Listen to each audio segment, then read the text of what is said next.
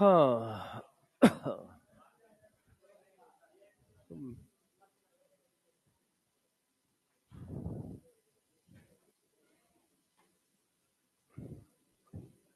देखो बच्चों, last class में जो पढ़ाया था उसी को आगे बढ़ाएंगे।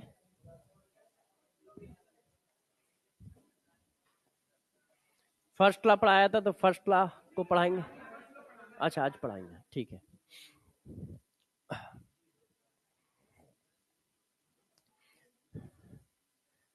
तो चीजों को चालू करते हैं, ठीक है ना। और देखिए, लास्ट क्लास में हम लोगों ने वर्क किया, हीट किया, इंटरनल एनर्जी की। अब हम लोग जो करने जा रहे हैं वो है फर्स्ट लॉ ऑफ थर्मोडायनेमिक्स। कि फर्स्ट लॉ ऑफ थर्मोडायनेमिक्स क्या है, उसके एप्लीकेशन क्या है, और उसके क्वेश्चन कैसे करेंगे, किस तरह से बनेंगे, इस पर हम लोग अब फोकस करने जा रहे हैं। ठीक है, तो चलो आ जाओ, चीजों को चालू करते हैं और फिर आपको बीच बीच में चीजें बताते भी रहेंगे। देखो ये क्या है, first law of thermodynamics. Zeroth law की केमिस्ट्री में जरूरत नहीं होती, मगर वो सब लोग जानते हैं, है ना। कि जब हम दो बॉडी को किसी कंडक्टर से कनेक्ट करते हैं तो वो क्या करता है, टेम्परेचर में एक इक्विलिब्रियम ला देता है। टेम्परेचर में इक्विलिब्रियम लाने का मतलब टेम्परेचर बराबर कर देता है। जब तक टेम्परेचर बराबर नहीं होता तब तक हीट का फ्लो होता रहता है। किधर से किधर होगा, हायर टेम्परेचर से लोअर टेम्परेचर। अब जरा देखो first law of thermodynamics. First law of thermodynamics का स्टेटमेंट तो हर बच्चे को आता है कि energy neither be create nor be destroy, only convert one form of energy to other form of energy. तो जो सबको आता है उस पर मेरा फोकस नहीं है, और जिस पर क्वेश्चन भी नहीं आएगा उस पर भी मेरा फोकस नहीं है। तो स्टेटमेंट लिखा भी है, बता भी दिया है, ठीक है। ये देखो कि energy can neither be create nor be destroy, although it can be converted from one form to another form. अब जरा देखो यार, इसका मतलब क्या है। अब इसके मैथमेटिकल फॉर्म पे चलते हैं। ये लैंग्वेज का फॉर्म है कि भाई energy neither create nor be destroy, मगर ये मैथमेटिकली कैसे लिखा जाएगा, प्रॉब्लम यहां है। मैथमेटिकली ये कैसे लिखा जाता है जरा समझिए। एक सिस्टम है, इसकी कुछ ना कुछ इंटरनल एनर्जी होगी, है कि नहीं। और दुनिया में कितने लोग, दो, सिस्टम एंड सराउंडिंग। तो इसका मतलब इधर सराउंडिंग है। अब सिस्टम को क्यू हीट मिली, सिस्टम को डब्ल्यू वर्क मिला, दो चीजें मिली। और हीट और वर्क का मतलब एनर्जी। जैसे ही वो बाउंड्री में घुसेगा किस में कन्वर्ट, एनर्जी में। तो ये मन की आंखों से देखना होगा, खुली आंखों से हमको जो दिख रहा है वो है नहीं। हम लिख रहे हैं वर्क, मगर रियलिटी में वो अंदर क्या है, एनर्जी। हम लिख रहे हैं क्यू हीट, मगर वो अंदर क्या है, एनर्जी, है ना। तो अब टोटल एनर्जी कितनी हो गई।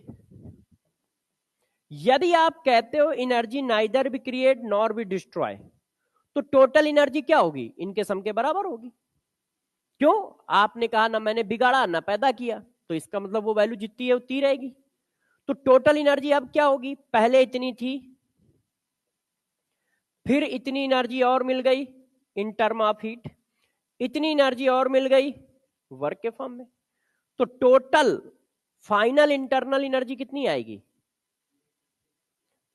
Initial internal energy plus Q plus W.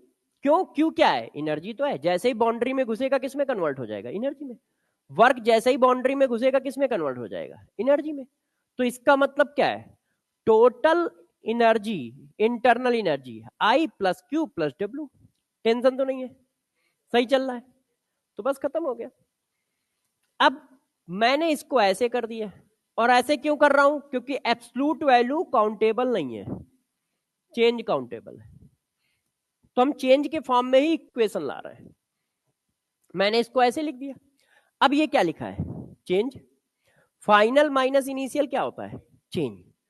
तो du इक्वल टू आ गया q प्लस डब्ल्यू। बुरा मानने वाली बात है कोई, नहीं ना, सही है। तो जो आपने ऊपर लिखा है उसका मैथमेटिकल फॉर्म है। वो कह रहा है कि इंटरनल एनर्जी कंजर्व है, तो कंजर्व है तो बराबर रहेगी, तो आपने you final minus you initial Q plus W लिख दिया। तो किसी ने कहा चेंज कितना हुआ प्रोसेस होने पर, तो उन्होंने कहा जो चेंज होगा वो क्यू प्लस डब्ल्यू के सम के बराबर होगा। क्यों? क्योंकि या तो तुमने हीट ली या वर्क लिया, दो ही तरह से तो एनर्जी आएगी ना यार, तीसरा तो तरीका बताया नहीं मैंने। तो या इन दोनों तरीके से दोगे या इन दोनों तरीके से लोगे, या एक तरीके से दोगे एक तरीके से लोगे, मतलब चेंज तो इन्हीं का आएगा ना। तो उन्होंने कहा जितनी भी इंटरनल एनर्जी में चेंज होगा वो क्यू प्लस डब्ल्यू के बराबर होगा। तो ये जो स्टेटमेंट लिखा है उसका मैथमेटिकल फॉर्म ये है, क्योंकि एनर्जी नाइदर भी क्रिएट नॉर भी डिस्ट्रॉय, तो इंटरनल एनर्जी में कितना चेंज आया, जितना वर्क मिला और जितनी हीट मिली। लोगों ने कहा ठीक है आपकी बात मान लेते हैं। तो यदि मैं इसको ऐसा लिखूं तो क्या कोई बच्चा बुरा मानेगा? देख लो एक बार, क्या मैं इसको ऐसा लिखूं तो क्या कोई बच्चा बुरा मानेगा?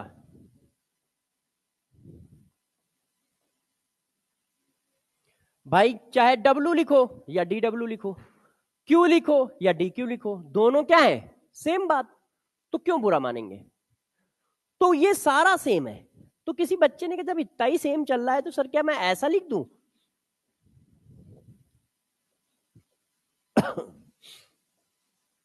मैंने कहा लिख दो यार, सही है।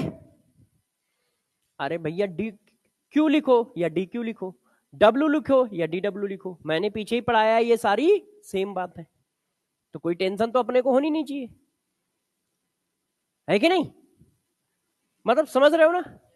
अब तुम जब समझ रहे हो तो मैंने कहा अच्छा मैं ये लिख दूं तो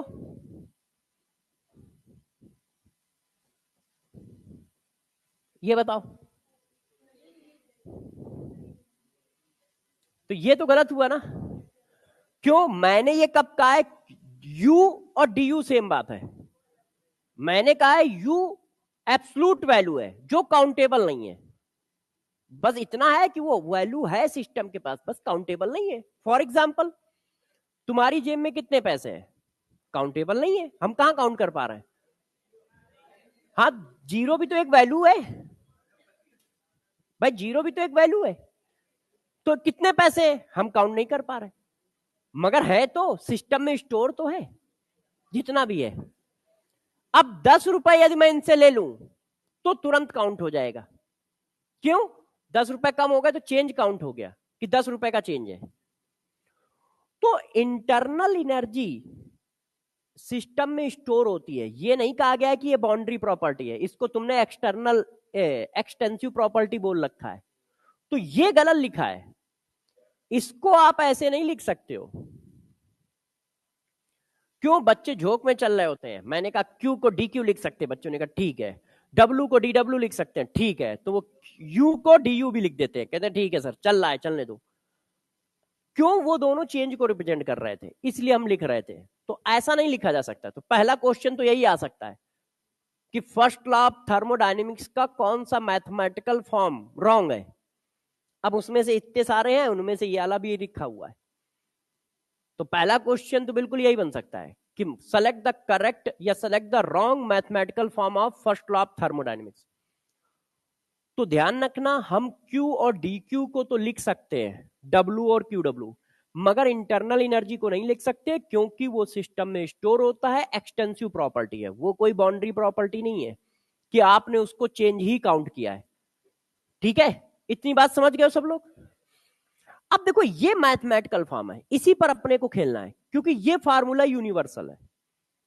उसने कहा एनर्जी इस जगह से इस जगह तक या तो हीट के फॉर्म में आएगी या वर्क के फॉर्म में आएगी, तो दोनों का सम इतना आएगा। अब हर सिचुएशन में ये वैल्यू अपने को चेंज करेगा, कैसे चेंज करेगा अब हम लोग वो डिस्कस करेंगे। यहां तक ठीक है, D U equal to Q plus W. तो मैं अगले पेज पे चला गया, मैंने कहा कि यदि मैं इसको ऐसे लिख सकता हूं तो इसका मतलब मैं इसको ऐसे भी लिख सकता हूं। बुरा तो मानोगे नहीं, क्यों? क्योंकि W का फार्मूला होता है, माइनस पी एक्सटर्नल डीवी, है कि नहीं, माइनस पी एक्सटर्नल डीवी। अब जरा एक एक करके इस इक्वेशन पे थोड़ा खेलते हैं और उसको समझते हैं कि हाँ ये इक्वेशन अपने को कैसे वेरी करेगी। तो देखो सबसे पहला पॉइंट मैंने कहा आइसो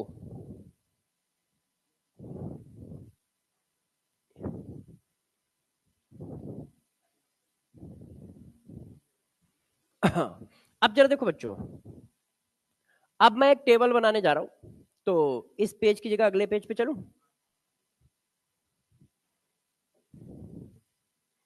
तो अगले पेज पे आते हैं।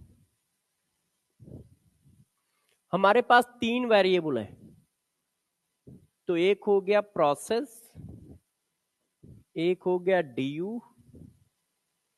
एक हो गया डब्ल्यू और एक हो गया क्यू।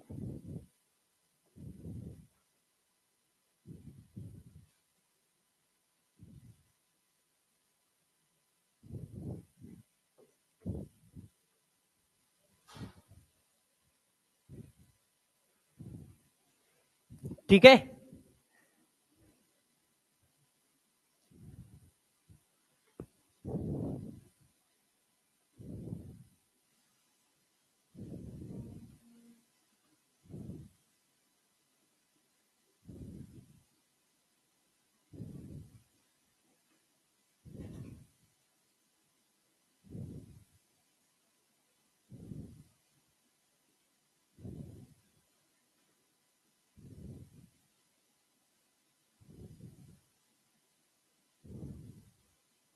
हाँ। अब जरा देखो बच्चों, ध्यान दीजिएगा, मैंने यहां पे लिखा प्रोसेस,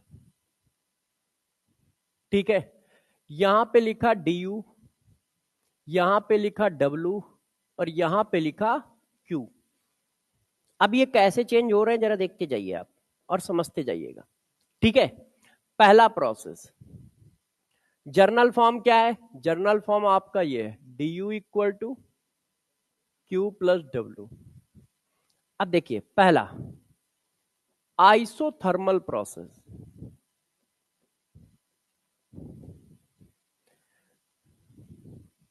अब जरा देखो, आपको पता है कि D U equal to Q plus W होता है, ये यूनिवर्सल इक्वेशन है, हर तरह के प्रोसेस पे एप्लीकेबल है, यूनिवर्सल फॉर्म है। अब आप इसको स्पेसिफिक कर रहे हो, किसी एक पर्टिकुलर कंडीशन पे लगा रहे हो, तो आपने कहा कि आइसोथर्मल, तो आइसोथर्मल प्रोसेस का मतलब क्या होता है, टेम्परेचर कांस्टेंट। अब यदि टेम्परेचर कांस्टेंट है तो क्या इंटरनल एनर्जी में चेंज आएगा? मैंने आपको कहा था कि तुम फार्मूले पे फोकस ना करना, हर हेडिंग के नीचे जो पॉइंट लिखा रहा हूं यही कॉन्सेप्ट है, थर्मोडायनेमिक्स में यही यूज होंगे। तो आइडियल गैस के केस में इंटरनल एनर्जी सिर्फ टेम्परेचर पे डिपेंड करती है, तो जब टेम्परेचर नहीं चेंज हुआ है तो इंटरनल एनर्जी में चेंज नहीं आएगा। इसका मतलब डी की वैल्यू कितनी, जीरो होगी, जीरो। आइसोथर्मल में डी जीरो है। अब जब डी जीरो रख दोगे तो इसका मतलब क्या हुआ, इसका मतलब हुआ क्यू और डब्ल्यू बराबर हो गए विद अपोजिट साइन। भाई जब डी इक्वल टू तुमने जीरो रख दिया तो डब्ल्यू की वैल्यू क्या आ गई, क्यू के बराबर। इसका मतलब जितनी हीट मिलेगी सारी की सारी वर्क में कन्वर्ट हो जाएगी। इंटरनल एनर्जी क्या है, अपनी स्टोर एनर्जी सम, वो तो चेंज हो नहीं रही है। तो यार तुमने मुझे हीट दे दी तो इंटरनल एनर्जी में तो चेंज आ जाएगा। इसका मतलब जितनी हीट दी उतनी मैंने खर्च कर दी, वर्क करने में खर्च कर दी। हीट और वर्क आपस में बराबर है, तो इसका मतलब आइसोथर्मल प्रोसेस है। तो पहला पॉइंट दिमाग में बैठा लो, आइसोथर्मल प्रोसेस है तो डी जीरो है। दूसरा ये बैठा लो कि वर्क और हीट दोनों न्यूमेरिकली इक्वल है विद अपोजिट साइन। वर्क और हीट दोनों न्यूमेरिकली इक्वल है विद अपोजिट साइन, यदि एक मिल गया तो दूसरा अपने आप मिल गया, एक मिल गया तो दूसरा अपने आप मिल गया, और साइन अपोजिट है, इक्वल एंड अपोजिट साइन के साथ है कि नहीं। तो अब ये वैल्यू यहां आ रही है, तो वर्क की वैल्यू कितनी आई, माइनस क्यू। अब क्यू की वैल्यू कितनी आएगी, माइनस डब्ल्यू, है कि नहीं। क्यू की वैल्यू क्या है, डब्ल्यू के बराबर। W की वैल्यू क्या है, Q के बराबर। क्यों? क्योंकि इंटरनल एनर्जी की वैल्यू क्या है, 0। तो इंटरनल एनर्जी चेंज 0 है, तो इसका मतलब जितना हीट मिला उतना वर्क कर दिया, है कि नहीं। ये जितना वर्क मिला सारा का सारा हीट में कन्वर्ट हो गया। उल्टा इसके लिए तो Q की वैल्यू क्या आ रही है, सॉरी,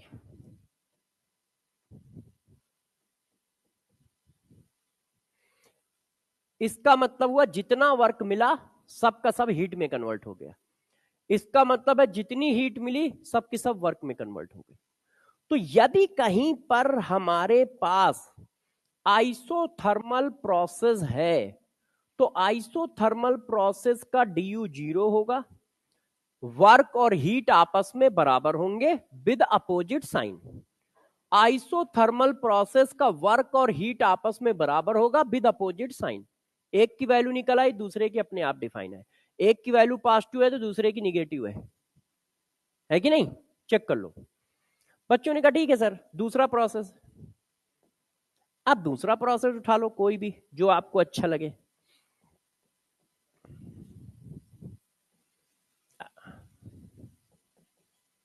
आइसोकोरिक प्रोसेस। यदि प्रोसेस आइसोकोरिक है तो V इक्वल टू कॉन्स्टेंट है। अब V इक्वल टू कॉन्स्टेंट है तो जरा देखो W इक्वल टू 0 हो गया। क्यों? क्योंकि फार्मूला हमारा ये है, तो वर्क की वैल्यू कितनी आ गई, 0। आइसोकोरिक प्रोसेस का वर्क डन 0 होता है, लास्ट क्लास में पढ़ाया भी है यदि आप सबको याद हो तो। अब वर्क की वैल्यू 0 है तो du की वैल्यू किसके बराबर हो गई,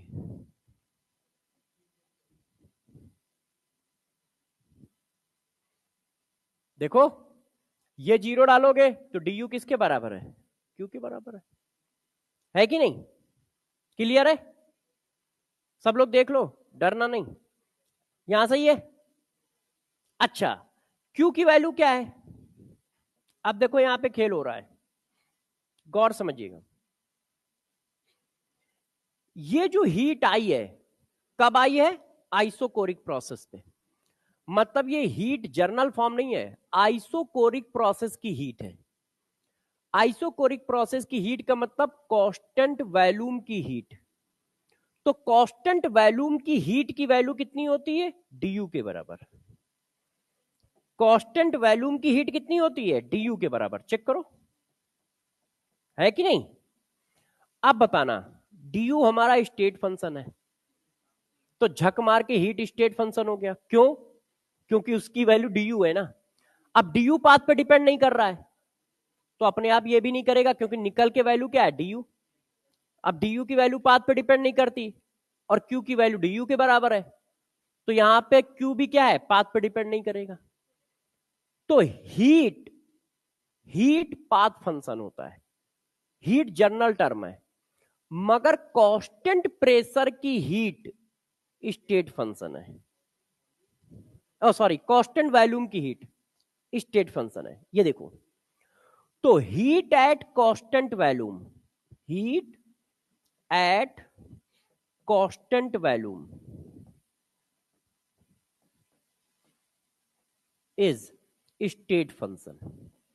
कांस्टेंट वॉल्यूम की हीट स्टेट फंक्शन होती है।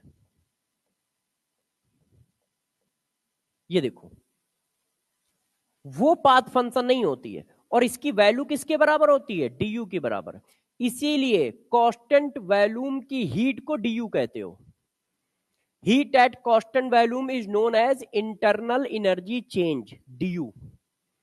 तो ये बात जरा यहां पे ध्यान दो, हम लोग सुबह से शाम तक चिल्लाते हैं हीट पाथ फंक्शन है, और इसमें तुम्हारी गलती नहीं, हम खुद चिल्ला रहे हैं।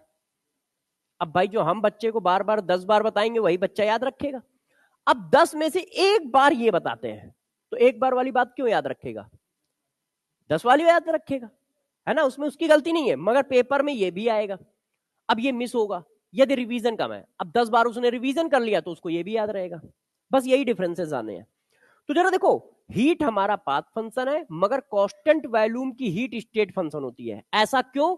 क्योंकि आइसोकोरिक प्रोसेस का वर्क हुआ 0, और वर्क 0 हुआ तो हीट की वैल्यू निकल के आए du, और du एक स्टेट फंक्शन है। तो du स्टेट फंक्शन है और उसकी वैल्यू है क्या, q के बराबर। तो यहां पर हीट भी स्टेट फंक्शन हो जाता है। तो कांस्टेंट वॉल्यूम की हीट स्टेट फंक्शन होती है और कांस्टेंट वॉल्यूम की हीट को ही इंटरनल एनर्जी चेंज कहा जाता है। हीट को इंटरनल एनर्जी चेंज नहीं कहा जाता है, बार बार बता रहा हूं। हीट एक जर्नल टर्म है। एक पर्टिकुलर सिचुएशन की हीट स्टेट फंक्शन है और उसकी वैल्यू, उस पर्टिकुलर सिचुएशन की हीट की वैल्यू डी यू के बराबर है। Heat at constant volume is a state function और उसकी वैल्यू किसके बराबर है? डी यू के बराबर है। मतलब जो इंटरनल एनर्जी चेंज आएगा वही हीट में चेंज होगा। तो यदि हमारे पास आइसोकोरिक प्रोसेस है तो वर्क जीरो होगा, क्यू की वैल्यू डी यू के बराबर होगी, ठीक है, और वो हीट स्टेट फंक्शन होगी और जिसकी वैल्यू डी यू के बराबर होगी। इतनी बात क्लियर है सबको? अब हम आते हैं तीसरे पॉइंट पे, जरा देखिए। अच्छा, एक मिनट रुक जाओ, इसको छापना पड़ेगा, कॉपी करता हूं, है ना। अब हम अगले प्रोसेस पे चलते हैं, अगले प्रोसेस को समझते हैं। हम कर क्या रहे हैं? हम ये कर रहे हैं कि एक जर्नल इक्वेशन को हर प्रोसेस के लिए टेस्ट कर रहे हैं कि ये जर्नल इक्वेशन इस प्रोसेस में किस तरह से बिहेव करेगी, बस इतना काम कर रहे हैं। अब तीसरा नंबर प्रोसेस, ठीक है, तो मैंने कहा भाई एक काम करो, आइसो बैरिक वाला थोड़ा बाद में लेते हैं, एडियाबैटिक पहले लेते हैं। अब देखो एडियाबैटिक प्रोसेस ले लेते हैं।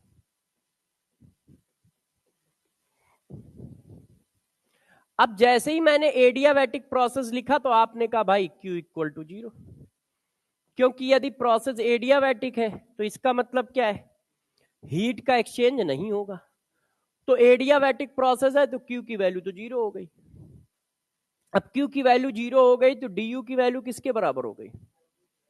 W के। और W की वैल्यू किसके बराबर हो गई? du के, है कि नहीं? अब यहां पर भी बवाल कटा। जब du की वैल्यू Q के बराबर हुई तो Q स्टेट फंक्शन हो गया। अब du की वैल्यू W के बराबर है तो W स्टेट फंक्शन हो गया, है कि नहीं? तो अब जरा गौर से फिर यहां सुनो, तो एडियाबैटिक प्रोसेस का work done in adiabatic process, work done in adiabatic process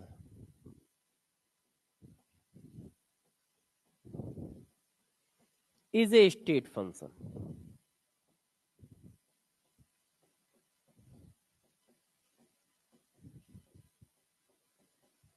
अब यदि ये स्टेट फंक्शन है तो गौर से सुनिएगा भाई, ये स्टेट फंक्शन है तो पाथ पे डिपेंड करेगा।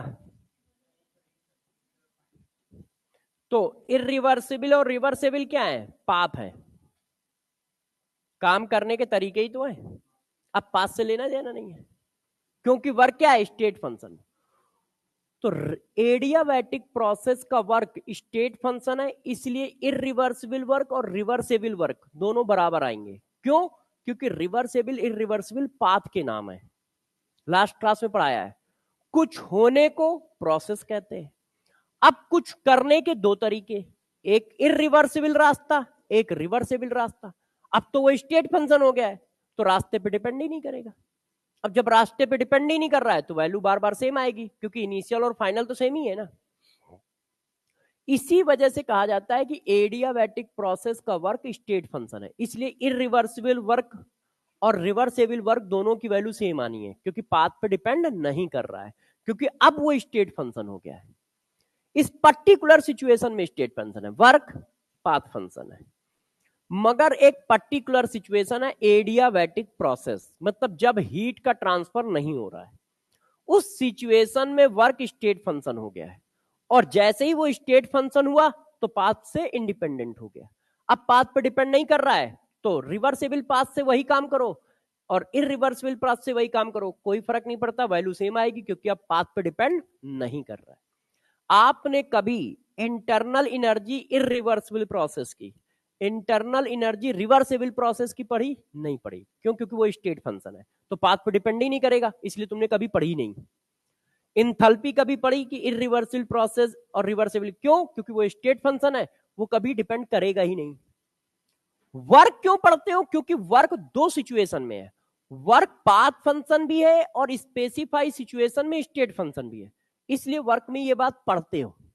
ऐसा क्या है कि हीट में नहीं पढ़ रहे हैं, इंथैल्पी में नहीं पढ़ रहे हैं, टेम्परेचर में नहीं पढ़ रहे हैं, प्रेशर में नहीं पढ़ रहे हैं, वर्क में पढ़ रहे हैं,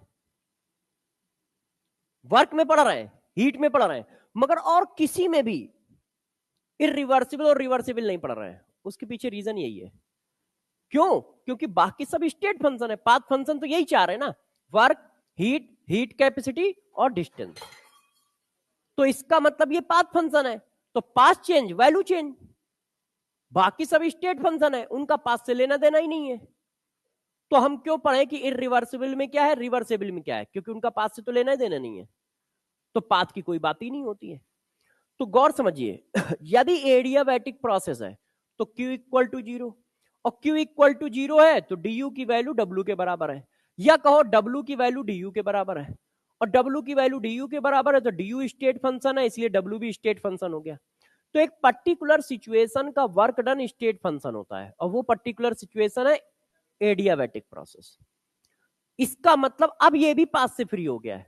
आप देखो ही नहीं कि रिवर्सेबल तरीके से काम हो रहा है या इरिवर्सिबल हो रहा है, जैसे मनो वैसे निकाल दो, जो भी निकलेगा सब सही निकलेगा। इतनी बात ठीक है? अच्छा, बच्चों ने कहा ठीक है सर, और करते हैं, तो मैंने कहा ठीक है। 5th number, isobaric process. अब आइसोबैरिक प्रोसेस में प्रेशर कांस्टेंट होता है। अब भाई जब प्रेशर कांस्टेंट होता है तो हमारे पास इक्वेशन ये है, इसमें पहले ही कांस्टेंट प्रेशर है, तो कोई चीज जीरो तो होगी नहीं भाई, प्रेशर कांस्टेंट है, और यहां प्रेशर की एब्सोल्यूट वैल्यू रखनी ना, चेंज इन प्रेशर थोड़ी रखना है। तो प्रेशर कांस्टेंट का मतलब होता है वैल्यू फिक्स्ड, तो रखे रहो वैल्यू फिक्स, क्या दिक्कत है? तो ना तो du जीरो है, ना वर्क जीरो है, ना Q जीरो है। भाई यदि प्रेशर कांस्टेंट है तो वर्क क्यों जीरो होगा? कि वर्क के फार्मूले में तो एब्सोल्यूट वैल्यू है, कांस्टेंट है मतलब फिक्स है, तो डाल दो फिक्स वैल्यू। तो ना तो ये जीरो है ना ये जीरो है, और du की वैल्यू कितनी आ रही है? Q minus W, Q minus P external DV, या कह लो डब्ल्यू की Q की वैल्यू कितनी आ रही? Q plus W. तो आइसोबैरिक प्रोसेस में कोई कंडीशन नहीं है, नॉर्मल जैसे चलता है यूनिवर्सल फॉर्म वैसे ही चल रहा है। अब जरा देखिए साइक्लिक प्रोसेस।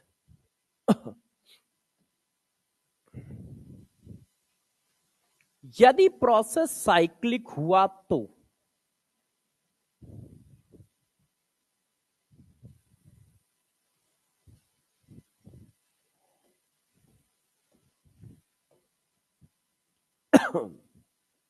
साइक्लिक प्रोसेस का मतलब क्या होता है? इनिशियल और फाइनल स्टेट सेम। इस बात को मैंने समझाया भी था कि इनिशियल और फाइनल का मतलब क्या है। साइक्लिक का मतलब चक्कर काट के वहीं पे आना नहीं है ना, स्टेट सेम होने हैं। तो यार जब स्टेट वेरिएबल सेम होना वो साइक्लिक है, तो du क्या है? स्टेट फंक्शन है, तो जब स्टेट ही नहीं चेंज हुआ तो इसकी वैल्यू में कैसे चेंज आएगा? पास से इसको लेना देना नहीं है, तो du की वैल्यू तो जीरो हो गई।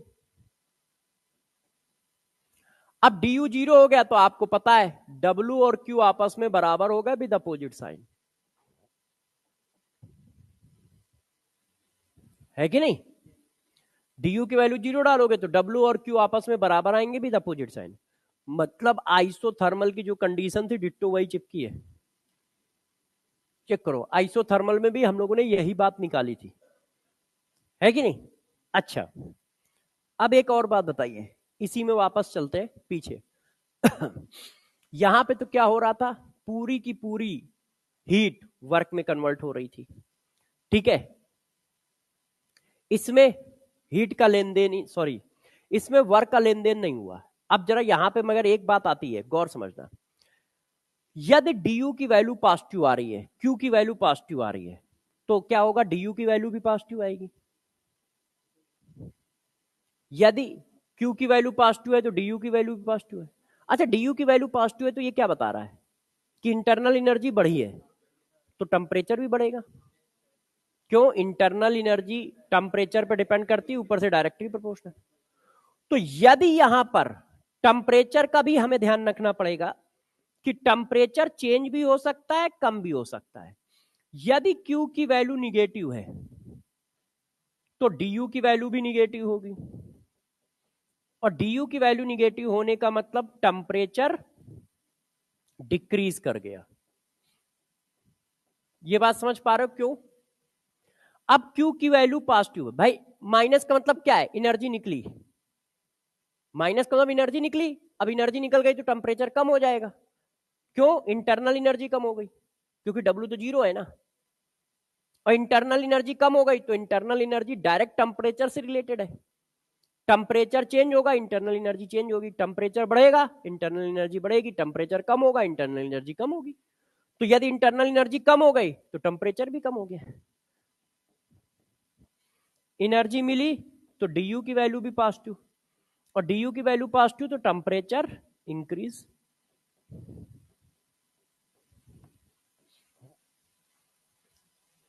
ये सारी बातें समझ में आई हैं? क्या हुआ है? क्लियर है? अब यदि ये बातें क्लियर है तो आपका मन करेगा कि मैं क्वेश्चन भी करूंगा। तो अब हम लोग जरा कुछ क्वेश्चन पे नजर मारते हैं। क्या कर दिया है? अच्छा, लिखना है। मुझे लगा कह रहे हो कि ये क्वेश्चन हो चुका है। ये वाला क्या और पीछे? ये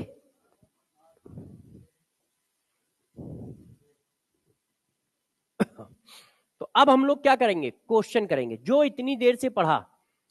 ठीक है, अब इनको अप्लाई करके देखते हैं, और इस पर खूब क्वेश्चन आते हैं।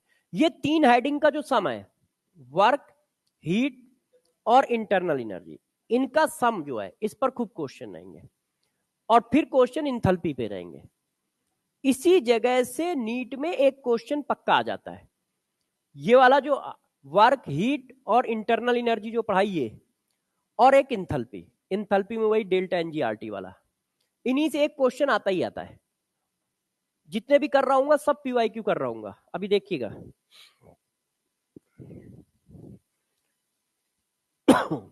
आप लोग छाप लो।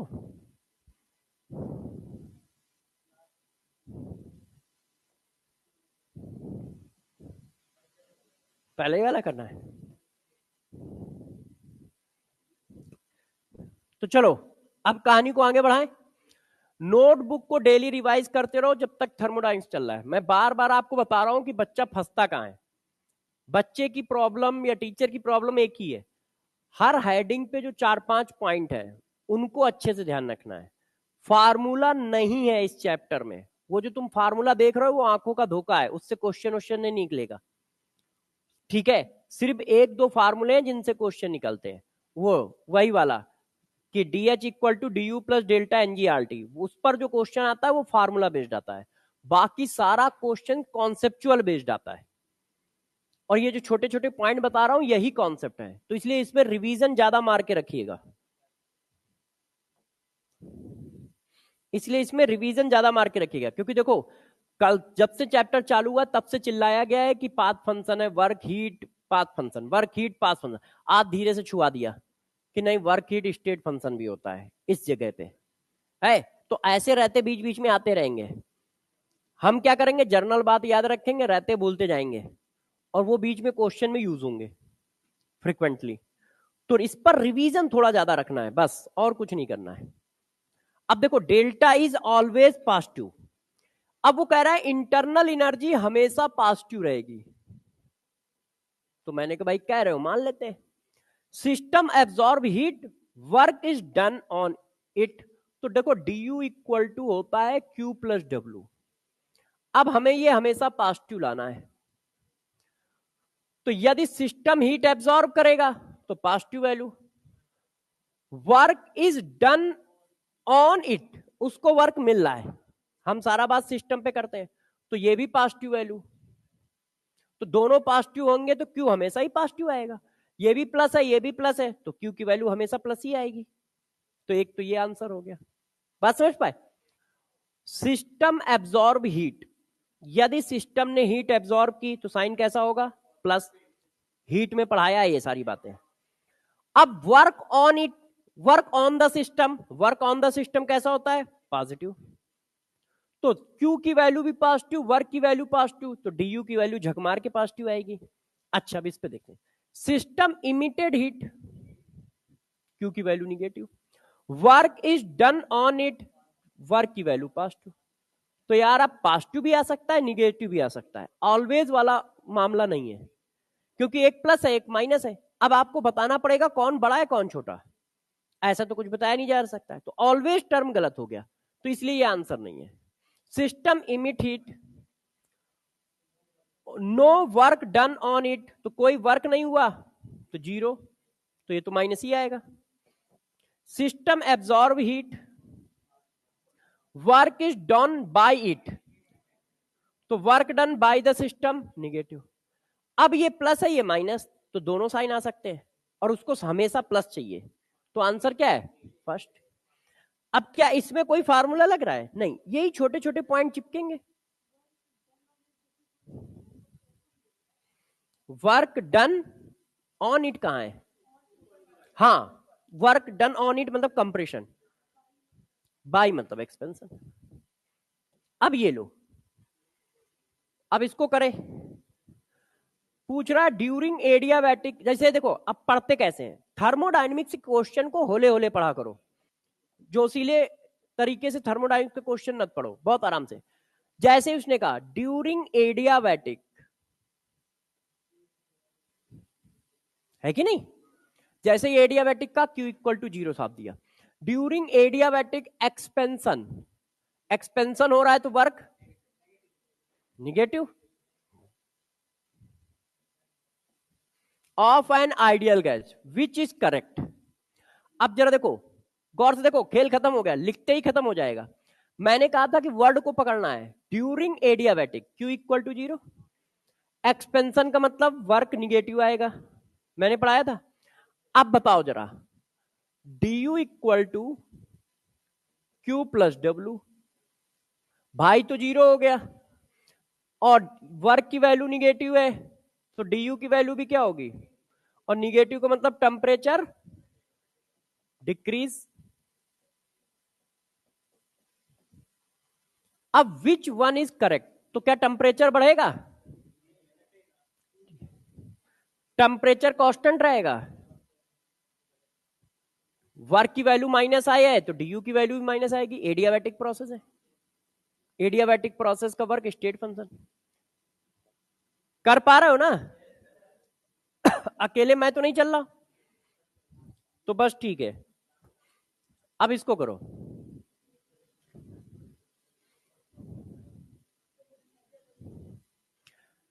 विच of the following equation does not correct represent, negative answer चाहिए, मतलब गलत, false statement. The first law of thermodynamics involve in the ideal gas, cyclic process, cyclic process du 0। अब जो मैं लिख रहा हूं ये बात समझ पा रहे हो कि अचानक क्लिक कैसे देते हैं, साइक्लिक है तो स्टेट फंक्शन du है तो उसकी वैल्यू 0, और du 0 है तो भाई आपस में बराबर होंगे विद अपोजिट साइन, ये तो सही लिखा है, हमें गलत आंसर चाहिए। आइसोकोरिक W इक्वल टू 0 3 बार लिख चुका हूं, जब वर्क पढ़ाया तब ये बात बताई, अभी टेबल में बताई, तो यह W 0 है तो du Q के बराबर होगा, ये भी सही लिखा है। अब इधर आ जाओ, adiabatic process Q equal to 0, तो यदि Q इक्वल टू 0 है तो du और W आपस में बराबर होंगे, मगर निगेटिव साइन नहीं आएगा, है कि नहीं, तो ये तो गलत है, जो गलत है वही आंसर है। आइसोथर्मल प्रोसेस, टेम्परेचर कांस्टेंट है, टेम्परेचर कांस्टेंट है तो भाई में चेंज आएगा नहीं, है कि नहीं, वो टेम्परेचर पे डिपेंड करता है। एडियाबैटिक पढ़ाया ना, आइसोथर्मल प्रोसेस, टेम्परेचर कांस्टेंट है तो इंटरनल एनर्जी में चेंज 0, तो जब ये 0 है तो ये दोनों आपस में बराबर होंगे विद अपोजिट साइन, ये भी सही लिखा है, बी आंसर आएगा। क्लियर है, अब मन कर रहा है तो आगे बढ़ जाओ। For a particular process Q equal to -10, W equal to +25, कोई साइन नहीं लगा तो प्लस मानोगे। Which of the following statement is true, ये क्या है और ये क्या है, तो ये कितना हो गया, अच्छा साइन कैसा है प्लस, तो इसका मतलब टेम्परेचर बढ़ेगा। अब पता नहीं क्या उसने बोला है, अच्छा हीट फ्लो, अच्छा क्वेश्चन के जो ऑप्शन है वो थोड़ा सा तगड़े बनाए हैं। अब इंटरनल एनर्जी बढ़ी है, अब जरा देखो Q की वैल्यू क्या है, निगेटिव। अब निगेटिव का मतलब क्या होता है, यदि हीट निगेटिव है इसका मतलब सिस्टम ने हीट दी है और सराउंडिंग ने ली है ना, और सिस्टम को इतना वर्क मिला है, तो वो कह रहा है heat flow from surrounding to system. Heat की वैल्यू निगेटिव है तो सिस्टम ने हीट दी है तो सिस्टम से सराउंडिंग जाएगा ना। अच्छा system does work on the surrounding, नहीं, वर्क पॉजिटिव है, पॉजिटिव का मतलब मिलना है, सिस्टम को वर्क मिला है,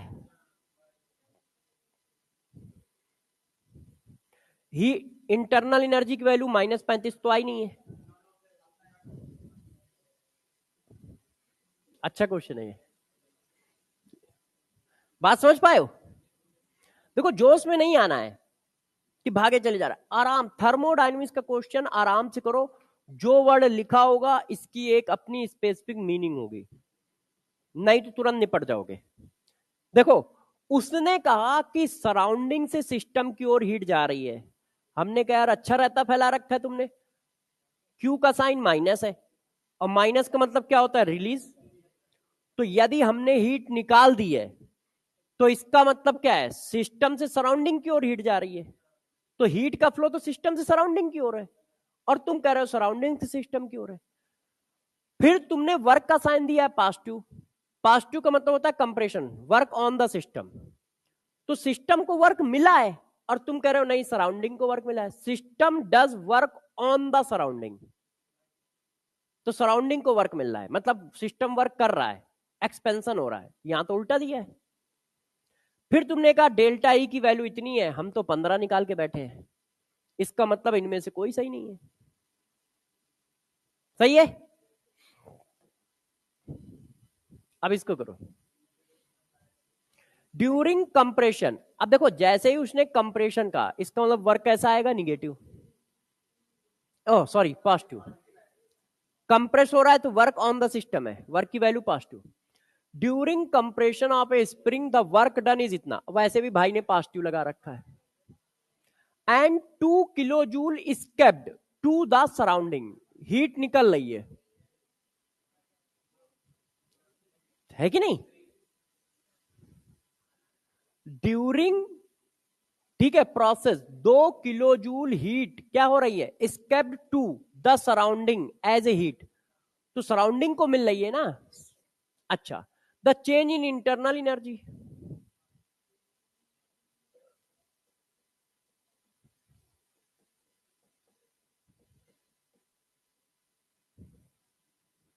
अब देखो साइन भी लगा रखा है उसने कि प्लस वाला टिक करोगे कि माइनस वाला, सही है। ये जेई मेंस का क्वेश्चन है, मैंने हटा रखा क्योंकि बच्चे डर जाते हैं कि यार, और ये मैंने इसमें से 2 क्वेश्चन जेई के करा दिए हैं। सबसे प्यारा ये क्वेश्चन है, करो। अब देखना, विच of the following is correct for free expansion, जैसे ही फ्री लिखा तो तुमने क्या किया, फ्री एक्सपेंशन में वर्क कितना आता है, वर्क वाली हेडिंग में पढ़ाया है। अब यहां पे देखो कहां से बच्चा झूलना चालू करता है, अब मैं तो कह रहा हूं वर्क वाली हेडिंग में पढ़ाया है, भाई ने पढ़ा तो है मगर रिवीजन नहीं मारा है, तो वो कह रहा है यार ये तो जैसे ही देखते हैं बता देते हैं, हम पता ही नहीं पा रहे हैं। तो थर्मोडायनेमिक्स में जितना रिवीजन करोगे, नोटबुक में जो पॉइंट लिखे हैं जितना याद रखोगे, उतना ज्यादा ही क्वेश्चन होगा। फार्मूले पे कोई क्वेश्चन नहीं आता, इतनी देर हो गई कोई भी क्वेश्चन फार्मूले से नहीं निकला है, ध्यान दो आप, कोई भी क्वेश्चन फार्मूले से नहीं सॉल्व किया है, वो जो छोटे छोटे पॉइंट लिखा है उन्हीं से सॉल्व किया है। रिवीजन नहीं है तो कंफ्यूज भी रहोगे, परेशान भी रहोगे। विच of the following is correct form free expansion. जैसे ही भाई ने कहा फ्री एक्सपेंशन, हमने वर्क को जीरो मार दिया। Ideal gas under isothermal condition, इसीलिए कह रहा हूं थर्मोडायनेमिक्स का क्वेश्चन बहुत आराम से पढ़ो, जोश में आने की जरूरत नहीं है। आइसोथर्मल,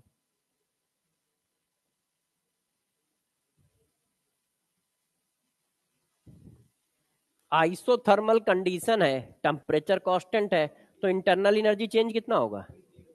वो टेम्परेचर पे डिपेंड करती है, टेम्परेचर चेंज नहीं हुआ तो इंटरनल एनर्जी में चेंज आएगा नहीं। क्लियर है? अब वर्क जीरो है, डी यू जीरो है, तो क्यू क्या होगा? जीरो ही होगा। अब आप अपने हिसाब से सेट कर लो। इसमें वर्क जीरो नहीं है, इसमें वर्क जीरो नहीं है, इसमें हीट जीरो नहीं है, क्यू भी जीरो, वर्क भी जीरो, और इंटरनल एनर्जी में कोई चेंज नहीं हुआ है, तो डेल्टा टी भी जीरो। बात समझ पाए कैसे किया? सारे बच्चे समझ पा रहे हैं कि नहीं? हाँ भाई जनता, इधर वाली बीच वाली लाइन समझ पा रहे हो सब लोग? पक्का? सही है? उधर सही चल रहा है ना? तो बस ठीक है, इस क्वेश्चन करो। A system done 200 joule of work. अब देखो सिस्टम डन, इसका मतलब सिस्टम वर्क कर रहा है। System done 200 joule work at the same time. अब ये कैसा है?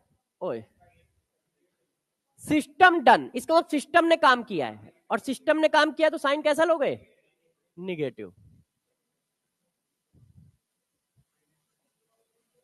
At the same time absorb, तो क्यू कैसी हो गई? मिल रही है। द मैग्नीट्यूड ऑफ चेंज, अब देखो उसने क्या, इंटीजर था तो माइनस साइन कैसे भरेगा बच्चा कॉपी पे, तो इसलिए उसने पूछा the magnitude of the change in internal energy. तो यार इंटरनल एनर्जी क्या है? प्लस का 150 है, माइनस का 200 है, तो माइनस का 50 जूल आया। अब मैग्नीट्यूड की बात कर रहा है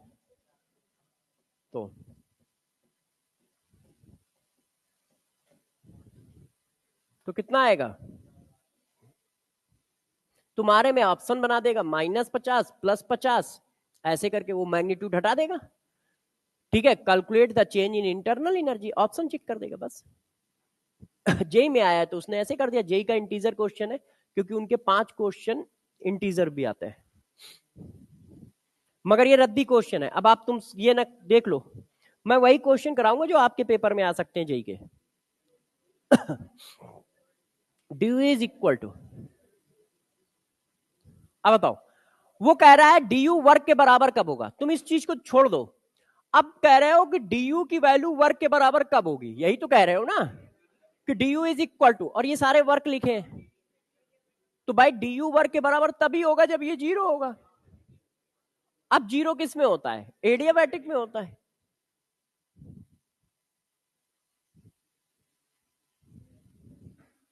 सही है? इसको करो। An ideal gas is allowed to expand, अब जैसे देखो ideal gas allowed to expand, expansion हो रहा है, वर्क निगेटिव, तो ये भाई एक भाई गया, 33% प्रोबेबिलिटी हो गई तुक्के मारने की, 25 से बढ़ के 33। फ्रॉम 1 लीटर टू इतना, initial final, against a constant external pressure, the work done in kilo joule. तो वर्क डन पूछ रहा है, फार्मूला चिपका देते हैं।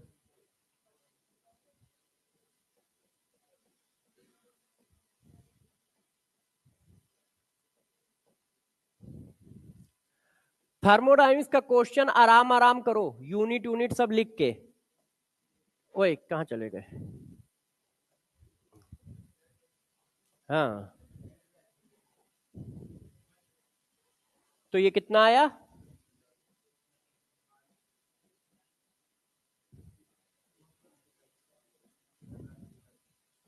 ये जूल आया। अब हमें चाहिए किलो जूल, तो 1000 से डिवाइड कर दिया। अब ऐसा कोई आंसर है? सी आंसर है।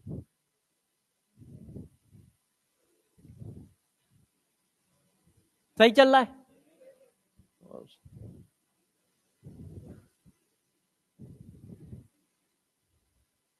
भाई आराम से नींद मारे पड़े हैं। कैंसर सही चल रहा है, लगे रहो आप, है ना। कहां पे छूट गए थे बेटा तुम? क्वेश्चन क्वेश्चन तुमने एको किए कि बस?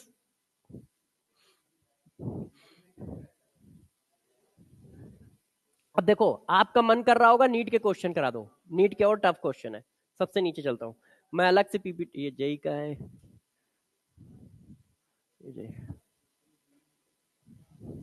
एक्चुअल में जेई में भी रद्दी क्वेश्चन आते हैं इसमें, क्योंकि बताएं इसकी थ्योरी इतनी ज्यादा है ना, जिसको थ्योरी याद तैयार है, ध्यान है, उसके लिए रद्दी है, नहीं तो क्वेश्चन निकलता ही नहीं है, वो कंफ्यूज रहता है कि क्या टिक मारूं। सीबीएसई का भी क्वेश्चन कराता हूं, ये देखो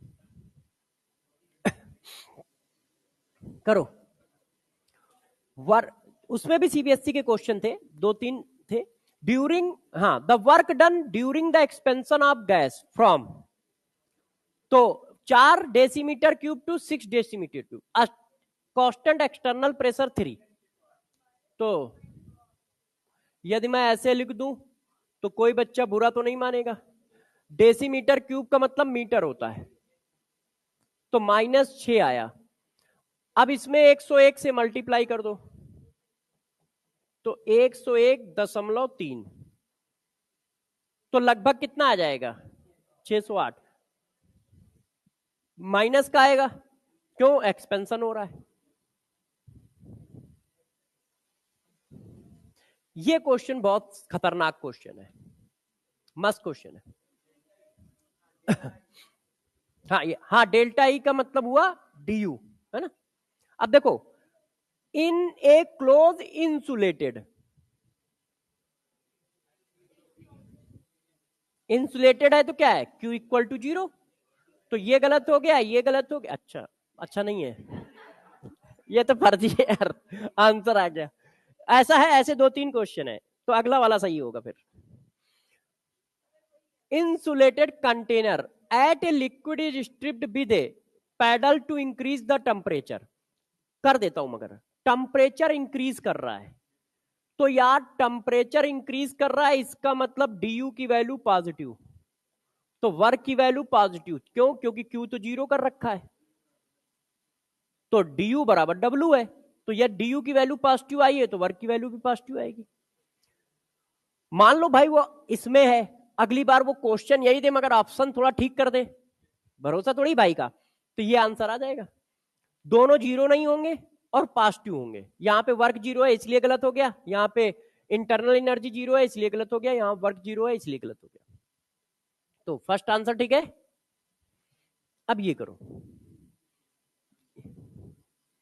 1 मोल, when 1 mole of gas is heated at constant volume, जैसे ही कांस्टेंट वैल्यूम का तो हमने क्या किया, वर्क 0 मार दिया, तो वर्क इसमें 0 नहीं है, तो ये गलत है, इसमें 0 नहीं है, ये गलत है। इस ऑप्शन बड़े सस्ते वाले बना रहे हैं नीट वाले, हम लोग 2 मिनट में पकड़ ले रहे हैं। कोई अच्छा क्वेश्चन उठाता हूँ यार, अच्छे अपने हिसाब से तो ठीक ही उठा रहा हूँ। अब ये पीवाई क्यों है, तो ऐसे ही है। फ्री एक्सपेंशन, ठीक है, ideal gas under adiabatic condition,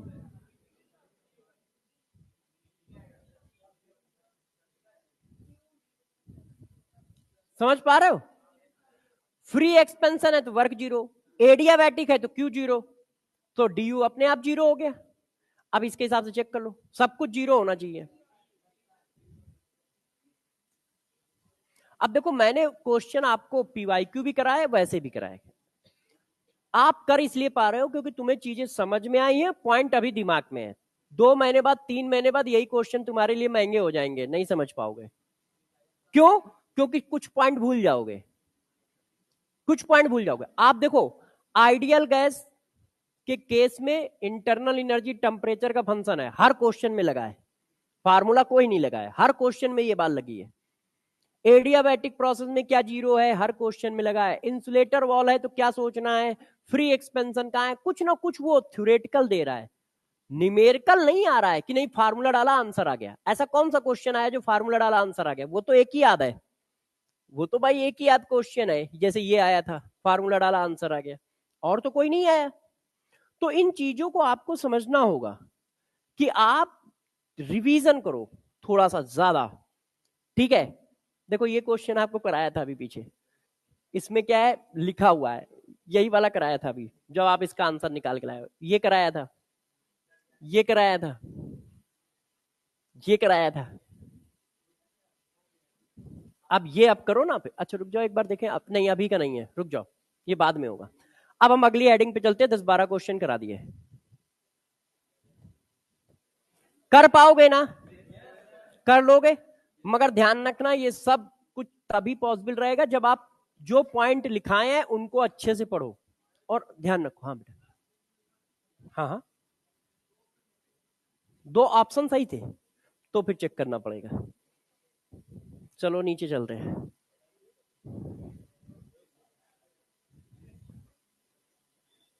last ये किया है, हाँ अब पढ़ लेते हैं। और कौन सही है बच्चे? ऑप्शन डी, चेक कर लेते हैं। When which one of the following is correct? Free expansion W0, under ideal gas under adiabatic condition Q0। अब जब W और Q0 है तो DU0। अच्छा DU0 है तो टेम्परेचर में चेंज आएगा? इंटरनल एनर्जी में चेंज जीरो है। मैंने पढ़ाते समय बोला था कि उल्टा भी याद रखना, यदि इंटरनल एनर्जी में चेंज नहीं आया इसका मतलब टेम्परेचर कांस्टेंट है। टेम्परेचर कांस्टेंट है तो चेंज इन टेम्परेचर, और यहाँ चेंज इन टेम्परेचर जीरो कहाँ है ना, इसलिए ऑप्शन गलत है।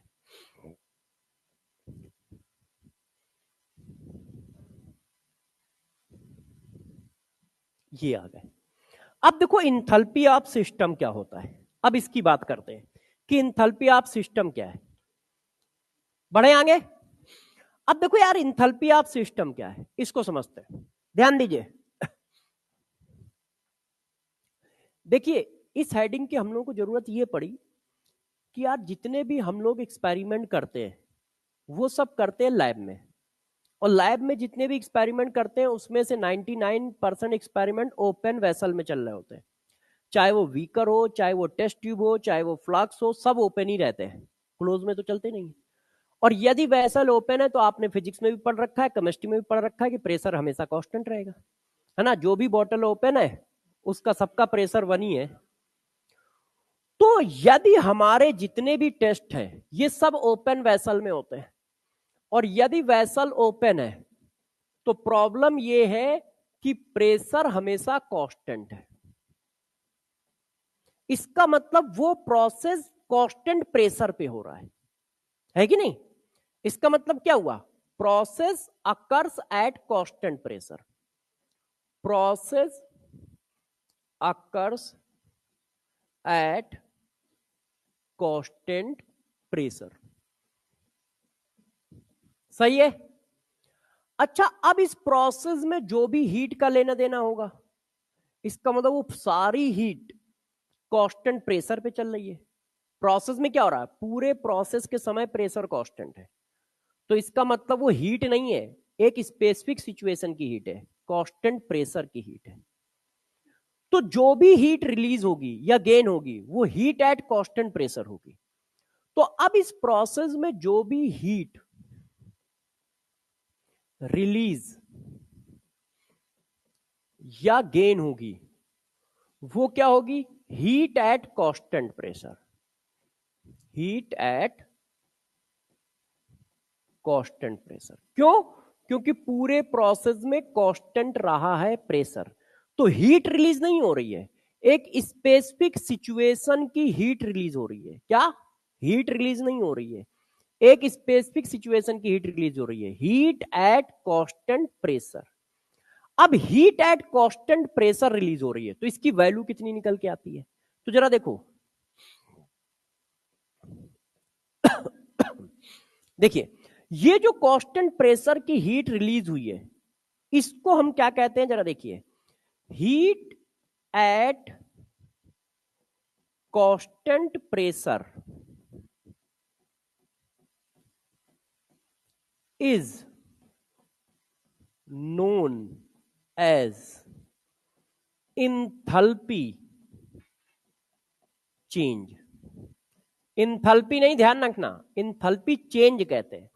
मतलब कांस्टेंट प्रेशर की हीट को इंथैल्पी चेंज कहा जाता है।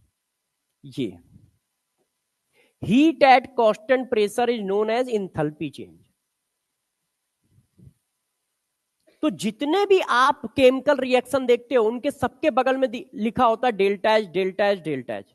डेल्टा यू क्यों नहीं लिखा है या कोई और क्यों नहीं लिखा है? हीट का सिंबल डेल्टा एच थोड़ी होता है, हीट का सिंबल तो क्यू होता है।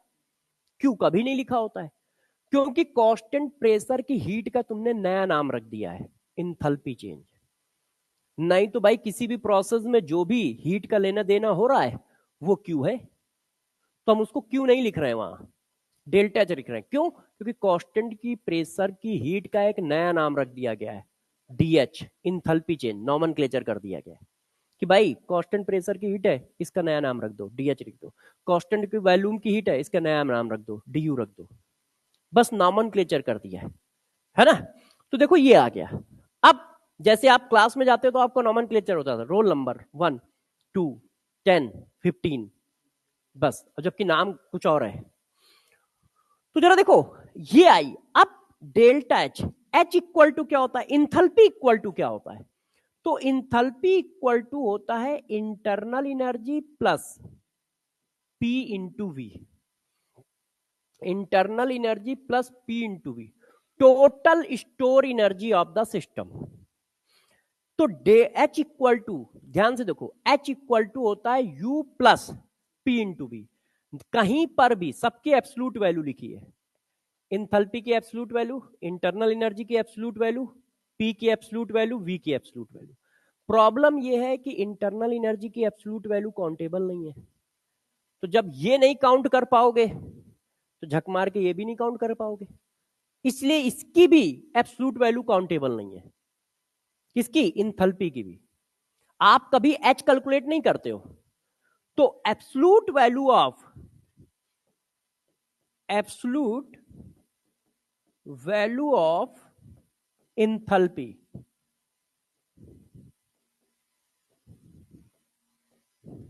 Not countable. हम इसको काउंट नहीं कर सकते, और क्यों नहीं कर सकते वो आपको दिख रहा है, क्योंकि जब यू काउंटेबल नहीं है तो एच भी काउंटेबल नहीं है। इतनी बात ठीक हो गई?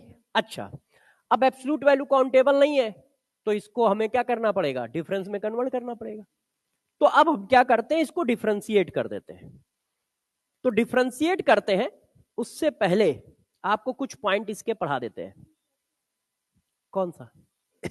ये एक्चुअल में एक्सपेरिमेंटल आया है कि हाँ भाई एच की वैल्यू क्या क्या आएगी। इंटरनल एनर्जी पीछे ही पढ़ा दिया है, अब हम पढ़ रहे हैं गैस। तो जब गैस पढ़ रहे हो तो पी और वी वेरिएबल बनेंगे भाई, पी वी टी एन मोल। मान लो कोई रिएक्शन होगी तो मोल भी वेरिएबल हो जाएगा, और कुछ तो वेरिएबल हमारा आ नहीं सकता है। तो गैस पे कितनी एनर्जी स्टोर होगी? एक तो उसकी खुद की, और पी और वी की तरह उसने वर्क कर दिया। इतना कौन गुस्सा हो रहा है? तो पी और वी क्या है? वर्क को रिप्रेजेंट करते हैं। तो मान लो किसी ने वर्क कर दिया, तो उन्होंने कहा वर्क और इंटरनल एनर्जी का सम, टोटल स्टोर एनर्जी आ गई। अब देखो, absolute value of enthalpy countable नहीं है, तो इसका मतलब काउंटेबल क्या है? चेंज। तो change of enthalpy, change of enthalpy, ditto same property है, काउंटेबल है। चेंज ऑफ इंथैल्पी काउंटेबल है। एक मिनट बच्चों, आप लोग छापो।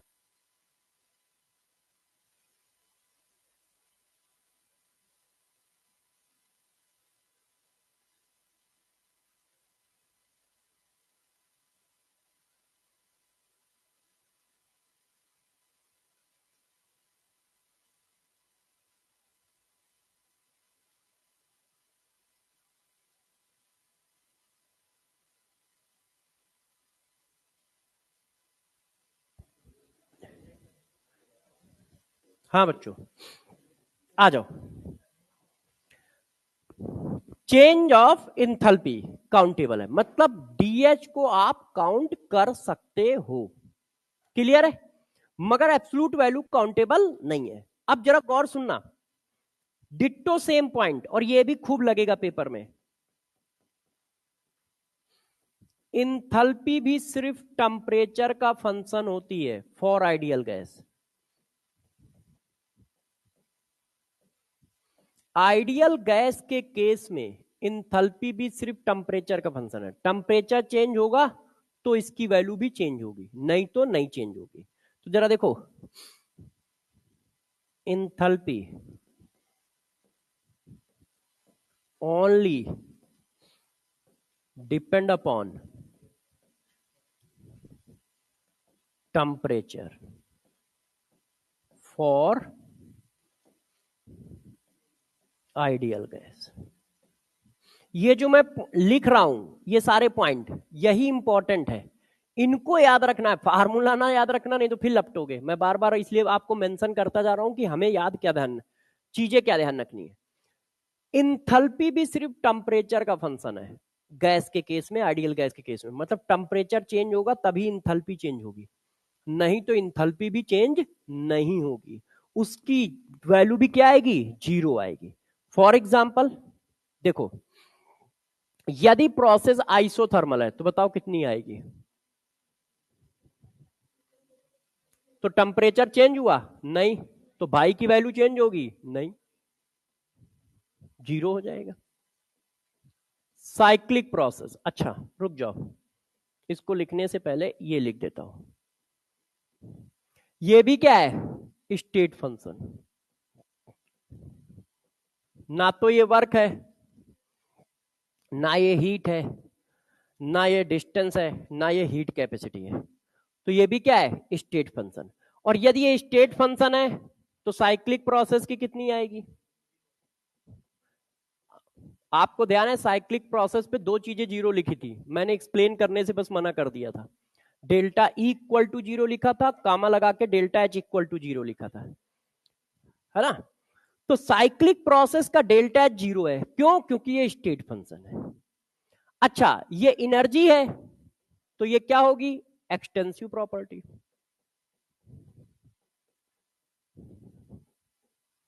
अब ये बहुत बड़ा पॉइंट है, स्टेट फंक्शन पूरी थर्मोकेमिस्ट्री में यही चिपक रहा होता है। थर्मोकेमिस्ट्री का मतलब ही यही होता है कि इंथैल्पी स्टेट फंक्शन है। इसी एक स्टेटमेंट से हम लोग पूरी थर्मोकेमिस्ट्री के क्वेश्चन कर देंगे, ध्यान रखिएगा, बताऊंगा कैसे। अब तुम्हारा मन कर रहा है कि नहीं सर हम और क्वेश्चन करेंगे या और चीजें पढ़ेंगे, तो मैंने कहा कर लो भाई तुम।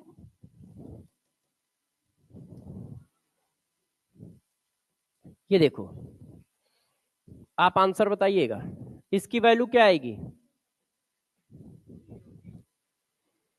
प्रेशर चेंज करने पर इंथैल्पी में कितना चेंज आएगा एट कांस्टेंट टेम्परेचर, जीरो, क्योंकि टेम्परेचर का फंक्शन है, टेम्परेचर कांस्टेंट कर रखा है। अच्छा, इंथैल्पी में कितना चेंज आएगा वॉल्यूम चेंज करने पर एट कांस्टेंट टेम्परेचर। इंथैल्पी में कितना चेंज आएगा टेम्परेचर चेंज करने पर eight constant pressure. Temperature change हुआ है तो इसमें चेंज जरूर आएगा, जीरो नहीं आएगा, है कि नहीं भाई। कर लोगे ये सारे पॉइंट, यहां तक ठीक है। तो इंथैल्पी क्या है, स्टेट फंक्शन है।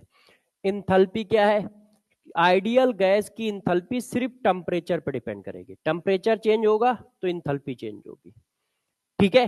ये क्या है, स्टेट फंक्शन है, एक्सटेंसिव प्रॉपर्टी है। और कांस्टेंट वैल्यू, कांस्टेंट प्रेशर की हीट को इंथैल्पी चेंज कहते हैं। कांस्टेंट प्रेशर की हीट को इंथैल्पी चेंज कहते हैं। एब्सोल्यूट वैल्यू काउंटेबल नहीं है, सिर्फ चेंज काउंटेबल है। ये सारे पॉइंट समझ गए हो? अब समझ गए हो तो थोड़ा सा कहानी को आगे बढ़ा लेते हैं। देखो हमारा फार्मूला ये है। अब देखो इस पे फार्मूला बेस्ड जो क्वेश्चन आएंगे वो किस किस फार्मूले से आएंगे, यहां तक ठीक है। अब आपने रहता फैला दिया कि एब्सोल्यूट वैल्यू काउंटेबल नहीं है, फार्मूला दे रखा है एब्सोल्यूट वैल्यू का, तो इसका मतलब हमें इसमें चेंज मारना पड़ेगा। चेंज के लिए मैंने क्या किया, इसको डिफरेंशिएट कर दिया। तो भाई डिफरेंशिएट कर दिया, इसको भी डिफरेंशिएट कर दिया, इसको भी डिफरेंशिएट कर दिया। यहां दो वेरिएबल है ना, पी और वी। तो मैथ्स या फिजिक्स में हम लोगों ने पढ़ा है दो वेरिएबल है तो फर्स्ट फंक्शन को कांस्टेंट माना, दूसरे का डिफरेंशियल किया, दूसरे फंक्शन को कांस्टेंट माना, पहले का डिफरेंशियल किया। तो वो तो यहां पर भी लगेगा, नहीं तो बुरा नहीं मानेगा। तो जरा देखो यहां से कहानी चेंज होती है। अब यहां से कहानी में चेंज है, समझिएगा। यहां से ये दो पार्ट में डिवाइड हो जाता है फार्मूला। एक पार्ट ये है और एक पार्ट ये है। मैंने क्या किया, एक पार्ट में मान लिया कि प्रेशर कांस्टेंट है। कांस्टेंट प्रेशर पे यदि ये फार्मूला चलेगा तो कैसा चलेगा, गौर सुनिएगा। यदि प्रेशर कांस्टेंट है तो पी क्या है, कांस्टेंट, डिफरेंशियल से बाहर आ जाएगा। प्रेशर कांस्टेंट है तो क्या होगा, डिफरेंशियल से बाहर आ जाएगा। कांस्टेंट करना तो डिफरेंशियल करते हो ना, इंटीग्रेशन करते हो। तो जैसे ही बाहर आया तो फार्मूला बन गया ये। तो जो तुम फार्मूला पढ़ते हो ना वो कांस्टेंट प्रेशर पे फार्मूला है। आप ये वाला पढ़ते हो ना, D H equal to D U plus P DV, तो D H equal to D U plus P DV तब आता है जब पी कांस्टेंट है। देखो, और यदि पी भी वेरिएबल है तो ये फार्मूला ऐसे आ जाता है।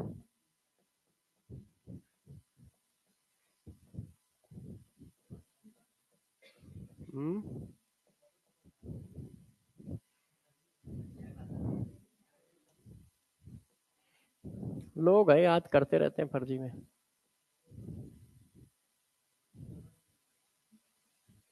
नहीं, ये सब पैसे मांगने वालों के फोन आते हैं। वो जो अभी भी आया था वो भी सीए का फोन था, 10 बार कर रहा था। तो मैंने कहा क्या हुआ, कहीं कुछ बवाल हो गया क्या। तो उसने कहा सर पैसे चाहिए। तो मैंने कहा अब क्लास के बात करो फिर तो चाहिए तो D H equal to D U plus D. तो बात समझ पाए, प्रेशर कांस्टेंट है तो ये, प्रेशर वेरिएबल है तो ये। मगर आप लोग इसको ना याद रखिएगा, इस पर क्वेश्चन जेई में आता है।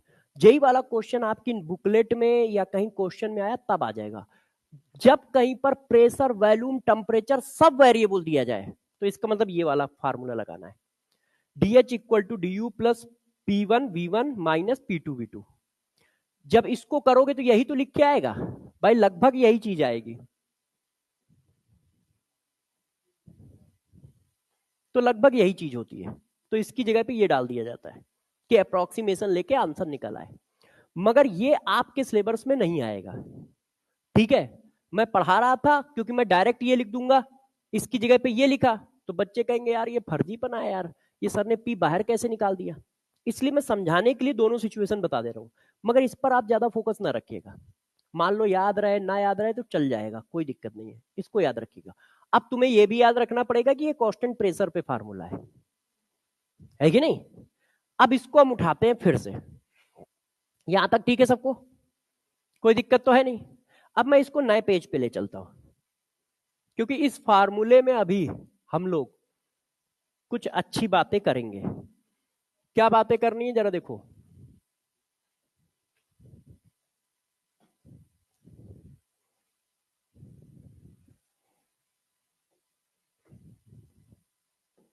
देखो बच्चों, हमारे पास फार्मूला आया ये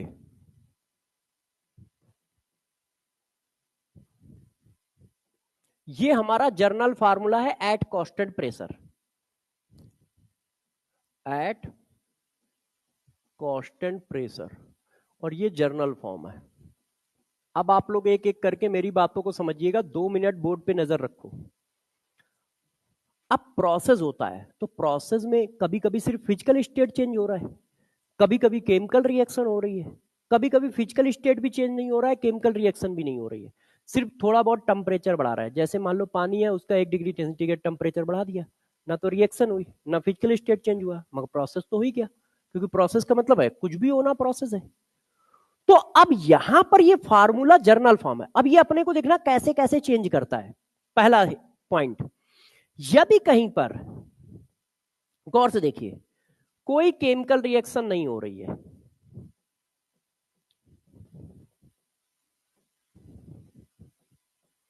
कोई केमिकल रिएक्शन नहीं हो रही है, कोई फिजिकल चेंज नहीं हो रहा है, फिजिकल स्टेट में भी कोई चेंज नहीं आ रहा है,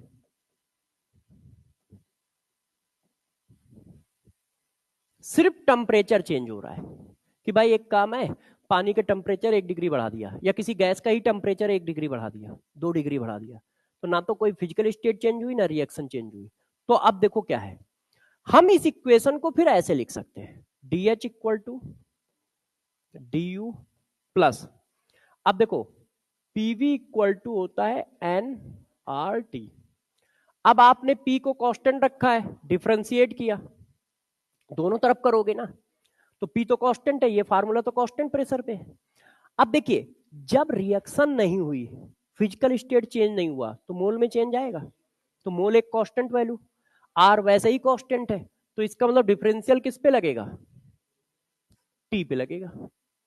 तो ये फार्मूला ऐसे आ जाएगा एन आर डी टी।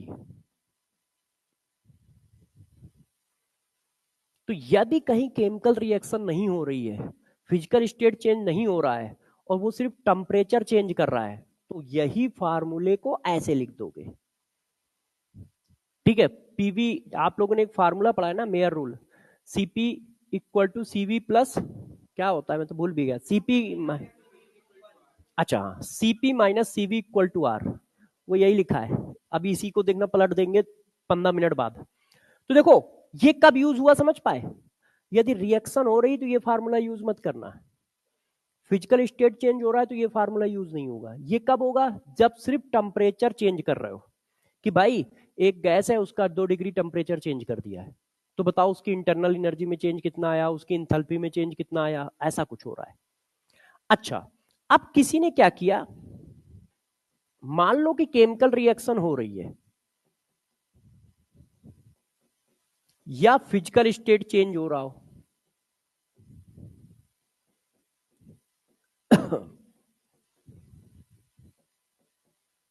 यदि कहीं पर केमिकल रिएक्शन हो रही है या फिजिकल स्टेट चेंज हो रहा, तो मोल चेंज होंगे ना।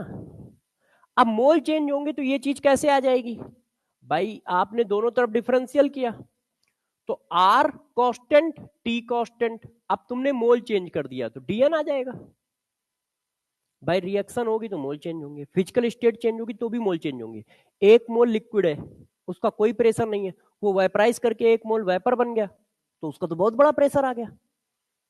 तो इसका मतलब फिजिकल स्टेट चेंज होती तो भी मोल चेंज हो रहे हैं, और रिएक्शन हो रही तो भी मोल चेंज हो रहे हैं।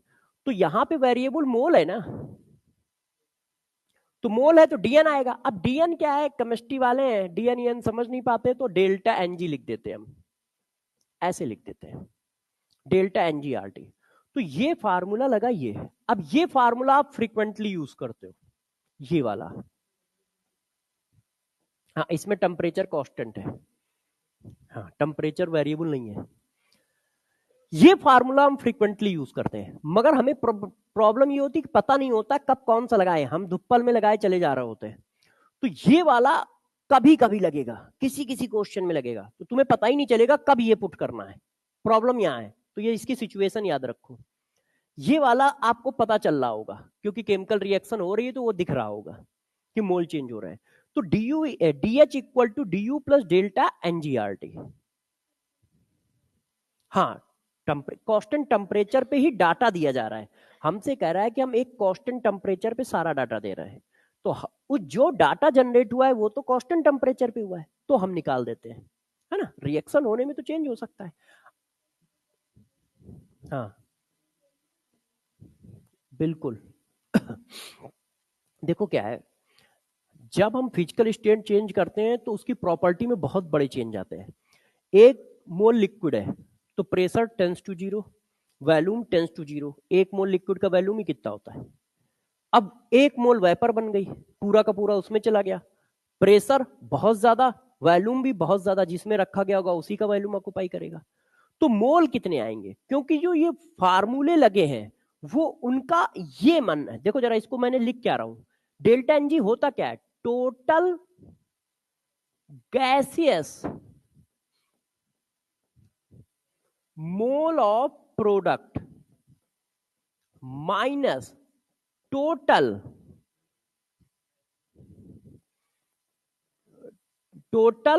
Gaseous mole of reactant, total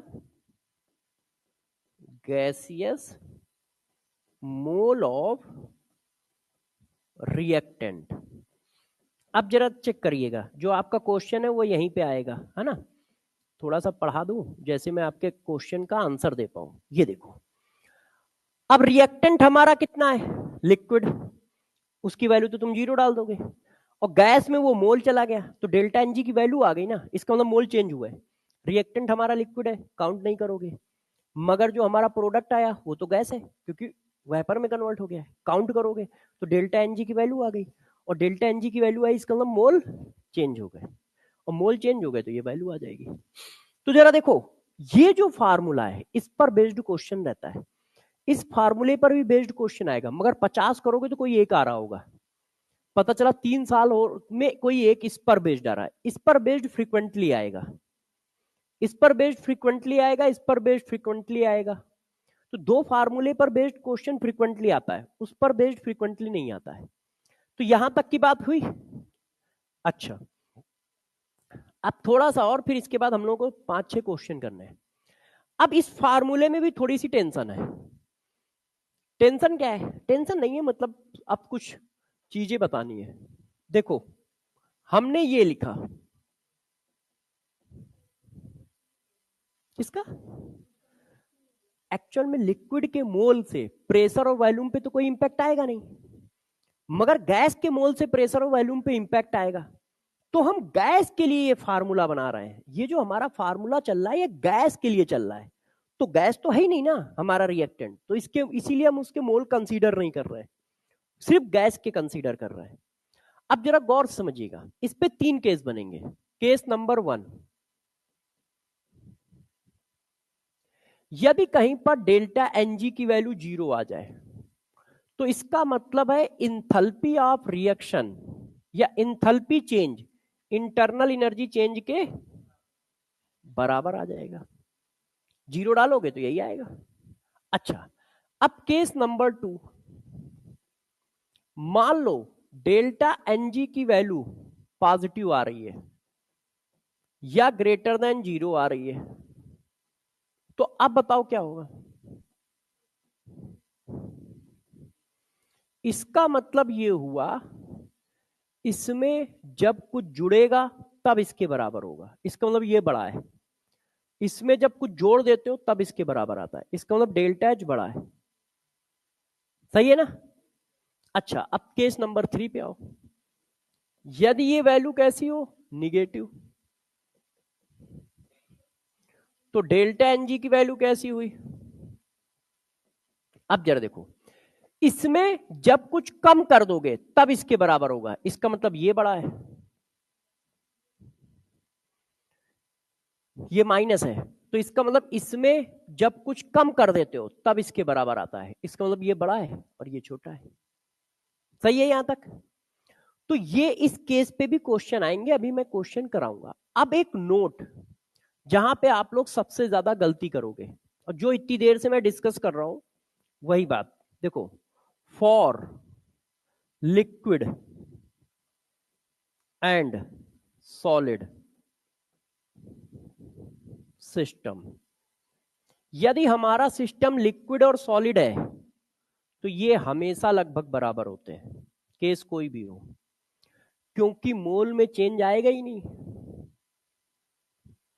तो ये जो फार्मूला हम पढ़ रहे होते हैं, DH equal to DU plus delta NGRT, ये गैस के लिए ही है, यदि लिक्विड और सॉलिड है तो डीएच और डीयू बराबर है डेल्टा एनजी, कुछ भी हो कोई फर्क नहीं पड़ता। क्यों? क्योंकि वैल्यू में बहुत बड़ा चेंज आना ही नहीं है। एक गौर सुनो, एक मोल एक लीटर पानी है, उसका टेम्परेचर 1 डिग्री बढ़ा दो। अब उसके टेम्परेचर 1 डिग्री बढ़ाने पर जरा बताओ प्रेशर में कितना चेंज, वॉल्यूम में कितना चेंज, ना के बराबर। तो ये वाला टर्म ही गायब हो जाता है। मगर गैस में कर दो तो टेंशन हो जाएगी, क्योंकि गैस में 1 डिग्री टेम्परेचर बढ़ाने पर प्रेशर में बहुत बड़ा चेंज आता है। तो ये जितने भी फार्मूले तुमने अभी तक पढ़े हैं, ये ये गैस पे है। लिक्विड के और सॉलिड के लिए डेल्टा एच और डेल्टा यू लगभग बराबर होते हैं। लिक्विड और सॉलिड के लिए डेल्टा यू डेल्टा एच लगभग बराबर होते हैं, ध्यान रखिएगा। तो ये जो हम delta H equal to delta U plus delta NGRT पढ़ रहे हैं, ये किसी केमिकल रिएक्शन के लिए ही पढ़ रहे होंगे, या फिजिकल स्टेट चेंज हो रहा होगा तभी पढ़ रहे होंगे। फिजिकल स्टेट में चेंज नहीं है, जैसे लिक्विड है और सॉलिड है तो ये दोनों लगभग बराबर होते हैं। तो अब हम लोगों ने थ्योरी कर ली है, अब हमारा मन कर रहा होगा क्वेश्चन करने का। तो देखो क्वेश्चन कैसे कैसे आएंगे। पहला क्वेश्चन पढ़ो।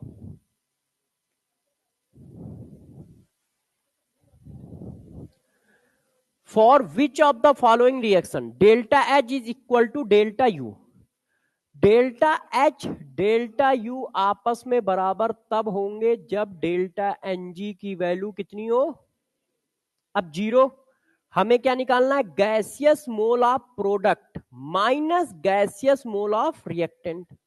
तो प्रोडक्ट कितने? एक। अच्छा, ये बैलेंस इक्वेशन पे निकालिएगा। तो 1 2 -2 0 2 -4, तो ये तो जीरो हो नहीं रहा है। 2 -3 1 -2, तो पहला आंसर होगा। अच्छा, फिर आपने कहा सर मैं और क्वेश्चन करूंगा। मैंने कहा ठीक है, और क्वेश्चन करते हैं।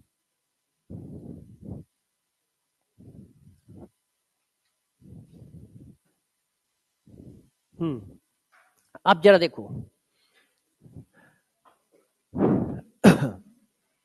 the difference between delta H and delta U when the combustion of 1 mole of heptane is carried out at a temperature T is equal to।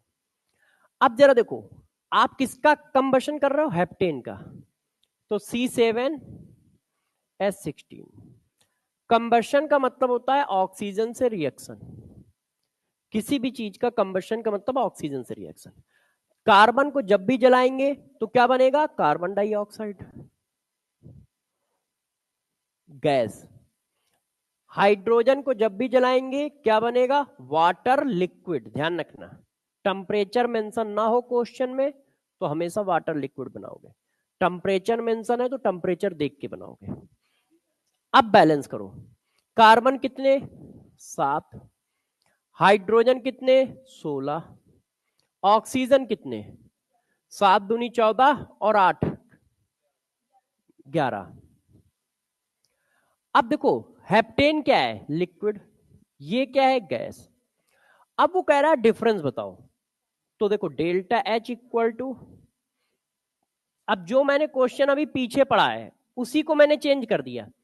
पीछे क्या था? मैंने डायरेक्ट रिएक्शन लिख दी थी, अब मैंने रिएक्शन छुपा ली, थोड़ा क्वेश्चन का स्टैंडर्ड बढ़ा दिया, टफ कर दिया।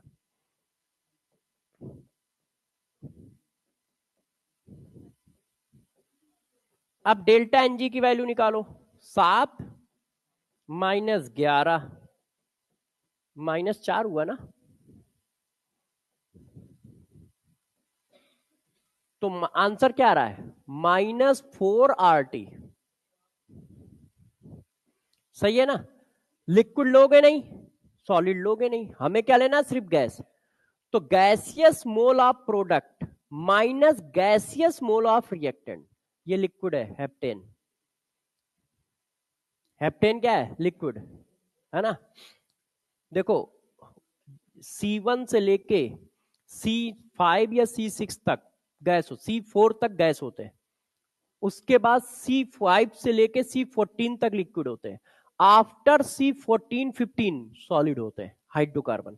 अब वैसे वो देंगे, हाँ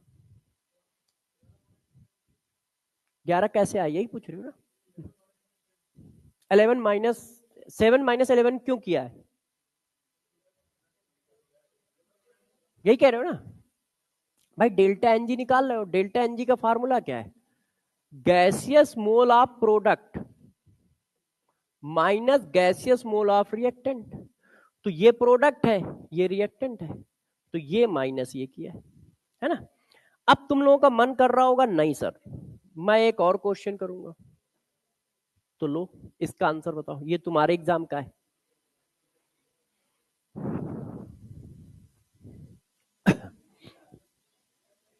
तो यार 2 ये लिक्विड है, छापने में भाई ने गलती कर दी है।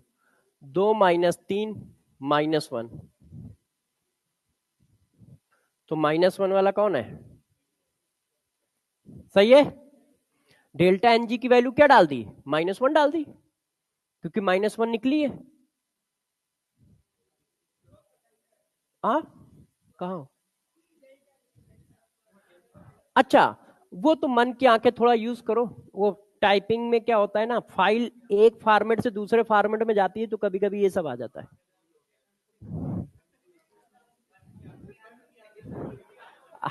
मन की आंखों से तो तुम इधर भी देख सकते हो। ये उस समय की फाइल है जब सिर्फ एक बैच चलता था। उस समय क्या होता था, फाइल के नीचे ये भी लिखा जाता था कि कहां से डाउनलोड करना है, बच्चे जानते नहीं थे ना तब। तो ये है सबसे पहला यकीन 1, और उसके साथ एक क्रैश कोर्स आया था यकीन 1 सबसे पहला, उसमें अलग सर ने भी पढ़ाया है।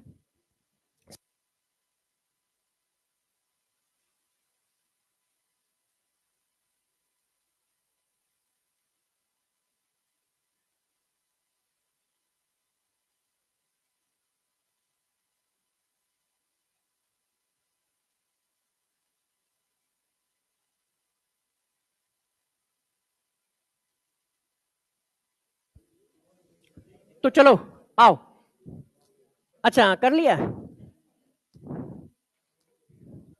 अब तुम्हारा मन कर रहा होगा एक धमाकेदार सर क्वेश्चन करा दो जिसको हम बर्दाश्त ना कर पाए, इसको करो। अब मन कर रहा है तो कर लो यार।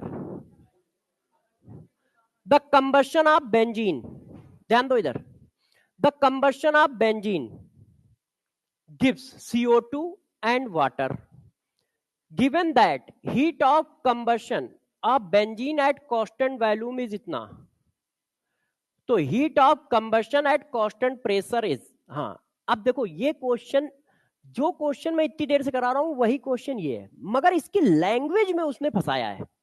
कैसे फंसाया जरा ध्यान दीजिए, कैसे फंसाया जरा गौर से देखिए।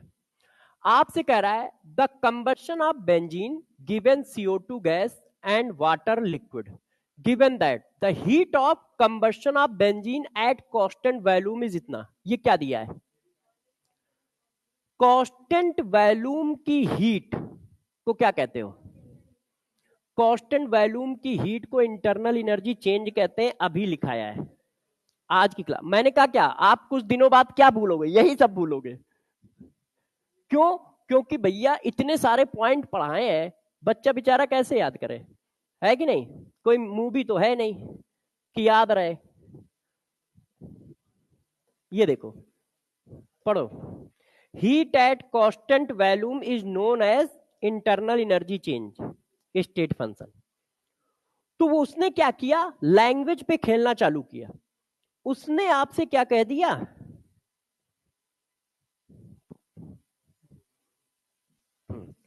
उसने कहा given that heat of combustion of benzene eight constant volume is this, constant volume की हीट को इंटरनल एनर्जी चेंज कहते हैं, कांस्टेंट प्रेशर की हीट को इंथैल्पी चेंज कहते हैं। तो इसका मतलब ये डी की वैल्यू दी है। अब आप पूछ क्या रहे हो, heat of combustion of benzene eight constant pressure, इसका मतलब तुम डीएच पूछ रहे हो। तो बस बात खत्म हो गई, डी दिया है और डी पूछ रहे हो। अब मैं ये फार्मूला क्यों लगा रहा हूं, क्योंकि रिएक्शन हो रही है। अब इसकी वैल्यू है माइनस,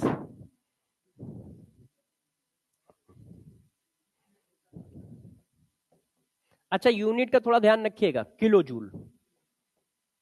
अब डेल्टा एनजी की वैल्यू डालते हैं, तो बेंजीन का कंबशन कराओ।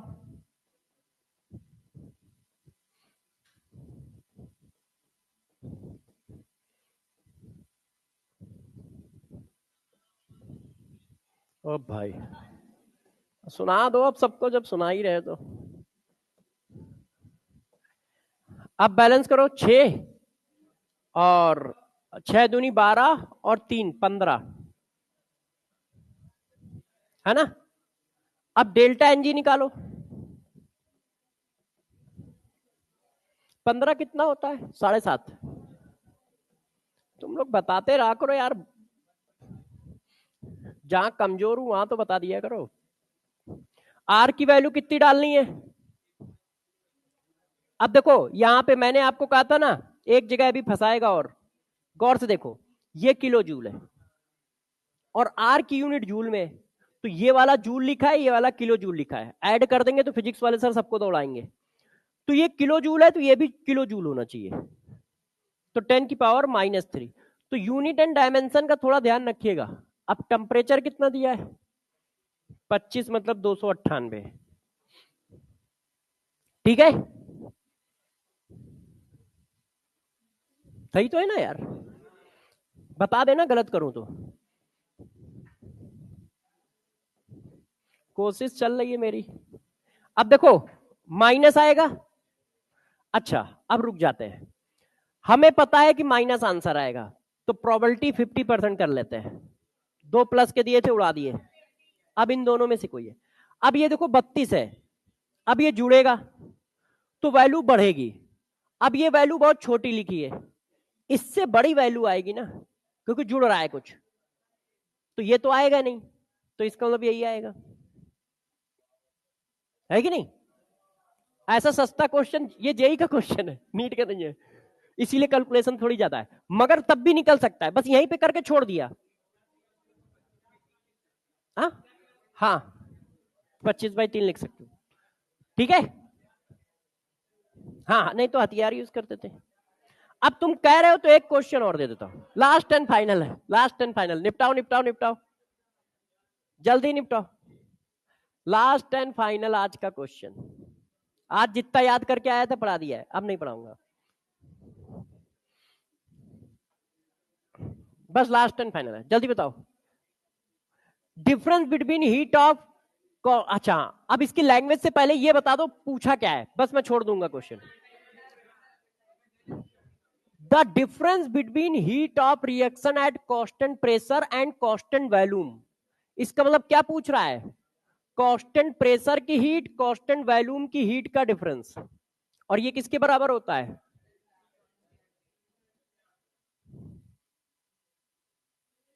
भाई लोगों पीछे हम चल रहे हैं कि हमारे साथ चल रहे हो, समझ पा रहे हो ना सब, सही चल रहा है, तो बस ठीक है।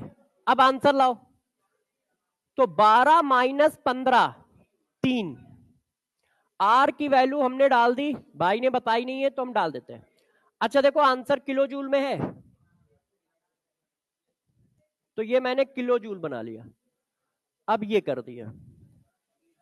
अब आप बताओ आंसर ए। अब देखो आंसर क्या आएगा माइनस में, माइनस में 2 आंसर है यार, ऐसा नहीं है अभी। हाँ 25/3 कर दो तो थोड़ा,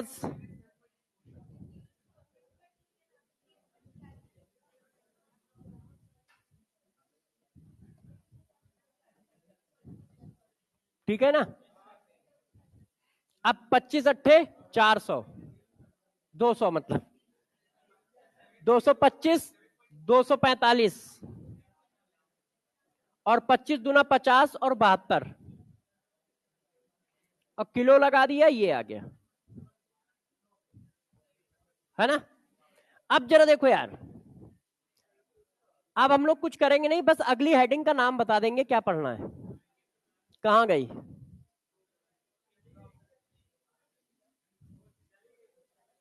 ये है हीट कैपेसिटी। तो नेक्स्ट क्लास में हीट कैपेसिटी कहो तो पढ़ा दूं, 5 मिनट लगते हैं तो ठीक है ना। थर्मोडायनेमिक्स को सभी बच्चे रिवाइज जरूर करते रहे, नहीं तो जितना अभी खुश हो 15-20 दिन 1 महीने 2 महीने बाद दुखी होने लगोगे कि यार उस टाइम तो ठीक था मगर अब मैं भूल रहा हूं। तो रिवाइज करते रहो इसको, ठीक है, क्योंकि ये जो छोटे छोटे पॉइंट है ये लगेंगे। मैंने सब लिखा रखा है, आपको वही रिवाइज करना जो नोटबुक में है, उसी से सारे क्वेश्चन हो जाएंगे, मगर रिवाइज करते रहो। चलो फिर नेक्स्ट क्लास में मिलते हैं। केमिस्ट्री कौन? आनंद सर। हाँ हाँ मैंने देखा, बहुत अच्छा कर रहे हैं।